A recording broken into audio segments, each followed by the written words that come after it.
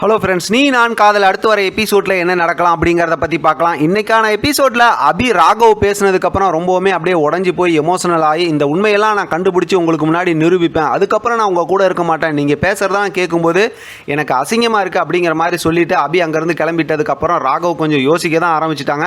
கொஞ்சம் புரிஞ்சுக்கிட்டு இருந்தால் நல்லாயிருக்கும். அபியை இந்த அளவுக்கு லவ் பண்ணுறவர் அவரை புரிஞ்சிக்காமல் இப்படி நடந்துக்கிறாங்களே அப்படிங்கிறது ஒரு பக்கத்து வருத்தமாக இருந்தாலும் யதார்த்தத்தில் பார்க்கும்போது இந்த ஸ்டோரி ரொம்ப இன்ட்ரெஸ்டிங்காக தான் கொண்டு போயிட்டு இருக்காங்க. ஏற்கனவே நம்ம தெலுங்கு வெர்ஷன்லேருந்து டிஃப்ரெண்ட்டாக ஸ்டோரியை கொண்டு போகிறாங்க அப்படின்னு நம்ம சொன்னதுனால நம்மளால் கெஸ் பண்ணி தான் கரெக்டான விஷயத்த சொல்ல முடியுது. ஏன்னா இன்றைக்கும் நாளைக்கும் இதை வச்சு தான் நம்ம பேசி ஆகணும்.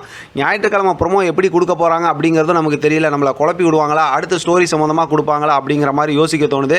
எப்படி பார்த்தாலும் தெலுங்கு வெர்ஷனில் கிட்டத்தட்ட 750 எபிசோடுக்கு மேலே போய் ஸ்டோரியை சூப்பராக முடிச்சிட்டாங்க. ஆனால் தமிழில் பார்க்கும்போது இப்போ வரைக்கும் ஸ்டோரியை சுவாரஸ்யமாக மாற்றுறதுக்கு, அதாவது முரளி சம்மந்தமாக இருக்க ஹிண்ட் எதுவுமே கிடைக்காம இருக்குது. சப்ஸ்கிரைபர் கூட ஒருத்தவங்க வந்து கமெண்ட் பண்ணியிருந்தீங்க, 2 பேத்துக்கு உண்டான அந்த பத்திரிக்கை இருக்குல்ல அதை காட்டியிருக்கலாம் அப்படின்னு. லாஜிக்கு தானே, நமக்கு தெரிஞ்ச விஷயம் தானே. சீரியலை பொறுத்த வரைக்கும் எல்லாத்துலேயும் எப்படி வேணால் அவங்க கொண்டு போவாங்க, செம்மையாக ஏமாற்றுவாங்க, யதார்த்தத்தை பேசவே மாட்டாங்க. இப்போ அபிக்கு இருக்கிற அதாவது நம்பிக்கை என்னன்னு பார்த்தோம்னா, அந்த கிஃப்ட் பாக்ஸ் கிடைக்கணுங்கிற விஷயத்தை தான் ஆஃபீஸில் வந்து தேடினாங்க. அதை செந்தில் அண்ணன்கிட்டையும் சொல்லிட்டாங்க. கண்டிப்பாக செந்தில் அண்ணன் தேடி அந்த கிஃப்ட் பாக்ஸை கொண்டு வந்து கொடுத்துருவாங்க. ஏன்னா நல்லா திறந்து வெளியில் தெரிகிற மாதிரி வச்சுட்டு தான் வந்திருக்கிறாங்க. அதுதான் ஸ்டோரியில் செம பெரிய ட்விஸ்ட் கொடுக்கும். ஆனால் நம்மளை குழப்பறதுக்காக இன்றைக்கான எபிசோடில் பார்த்தோம் அப்படின்னா, உடனே அபி வந்து ஆண்டாளத்துக்கிட்ட பேசிட்டு அதுக்கப்புறம் இவங்க ஒரு பிளான் பண்ணுறாங்க. அது பிரகாரம் பார்த்தா முரளி கூட ஆக்சிடென்ட் பண்ணி முரளியை ஹாஸ்பிட்டல் கூப்பிட்டு போகிறாங்க. இப்போ டாக்டர்கிட்டையும் பேசி வச்சுட்டாங்க. டாக்டரும் பார்த்தோம்னா முரளியை வந்து விசாரிக்கிறாங்க, அவங்களுக்கு ஆக்சிடென்ட் நடக்கிறதுக்கு முன்னாடி பழசெல்லாம் என்ன நடந்துச்சுன்னு.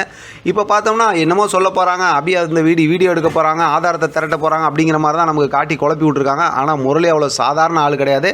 அப்படிலாம் ஒளரி வந்து வசமாக மாட்டிக்கலாம் மாட்டாங்க. அதாவது லைட்டாக கண்ணை திறந்து பார்த்துட்டு அபி அங்கே இருக்காங்கங்கும் போது என்ன பேசுனா அபி நம்புவாங்களோ அப்படிப்பட்ட விஷயத்தை பேசி இன்னும் அபியை நல்லா குழப்பி விட்ருவாங்க. ஆனால் அபிக்கு அடுத்த வாரத்துக்கான எபிசோடில் கண்டிப்பாக முரளி சம்மந்தமாக இருக்க ஏதோ முக்கியமான ஒரு ஹிண்ட் கிடச்சிரும். அதாவது முரளி சம்மந்தமாக இருக்க ஒரு விஷயம் வெளியில் தெரிஞ்சிடும் அப்படிங்கிறதுல நான் நம்புகிறேன். இதை தொடர்ந்து 2-3 வாரம் சொல்லிகிட்டு இருக்கேன். நீங்கள் வேறு என்னை சண்டை போட்டுக்கிட்டு இருக்கீங்க, ஒவ்வொரு வாரமும் அப்படி தானப்பா சொல்லிகிட்டு இருக்கேன், ஒன்றத்தையும் காணாம் அப்படின்னு. ஆனால் அடுத்த வாரத்துக்கு அப்புறமும் லேட் பண்ண மாட்டாங்க அப்படின்னு சொல்லி நான் ரொம்பவுமே நம்பிக்கையோடு இருக்கேன். வெயிட் பண்ணி பார்க்கலாம் என்ன நடக்குதுன்னு. இதை பற்றின உங்களோட கருத்து கமெண்ட் பாக்ஸில் தெரியப்படுத்துங்க. தொடர்ந்து ஆதரவு கொடுங்க. தேங்க்யூ ஃபார் வாட்சிங்.